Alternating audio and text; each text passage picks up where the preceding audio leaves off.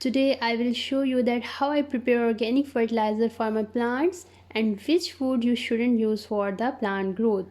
So if you find it useful for yourself, click the subscribe button for more videos.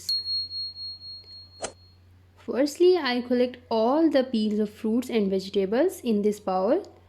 आप इसको as it is भी plants में add कर सकते हैं, लेकिन जो ट्रिक मैं यूज़ करती हूँ वो इससे थोड़ी डिफरेंट है। मैं इसमें पानी ऐड करूँगी और इसे 1 नाइट का रेस्टिंग पीरियड दूँगी।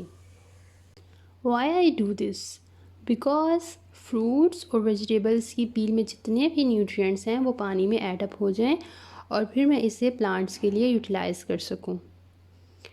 So after 1 night, almost all the nutrients leached out in water.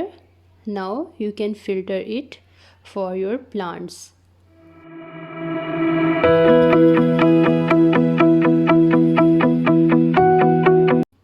After filtration ये जितना भी वेस्टेज है इट्स अप टू यू कि आप इसको अपने प्लांट्स में ऐड करना चाह रहे हैं या आप इसको डिस्कार्ड करना चाह रहे हैं।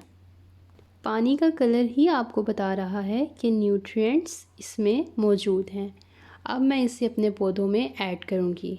सो these are all my beautiful plants and I add this nutrient water in plants 1 by 1। मैं प्रैक्टिकली इसे बहुत दफ़ा अपनी प्लांट ग्रोथ के लिए इस्तेमाल कर चुकी हूँ। So I guaranteed you that it will promote the healthy growth of your plants.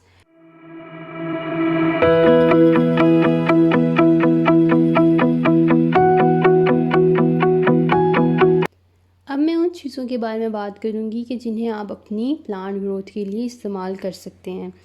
Like you can use the fruits and vegetables peel, crushed egg shells, tea bags, nut shells and coffee grounds.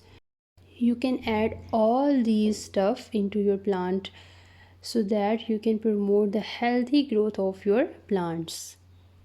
But there are certain things that you shouldn't use for the growth of your plants, like you should not add butter, yogurt, eggs, milk, ghee, oil, meat and fish bones.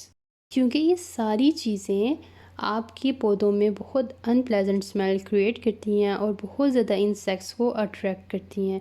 So you should avoid all these steps for plants healthy growth. So take care of yourself and your plants also. Stay tuned for more videos. Thank you so very much.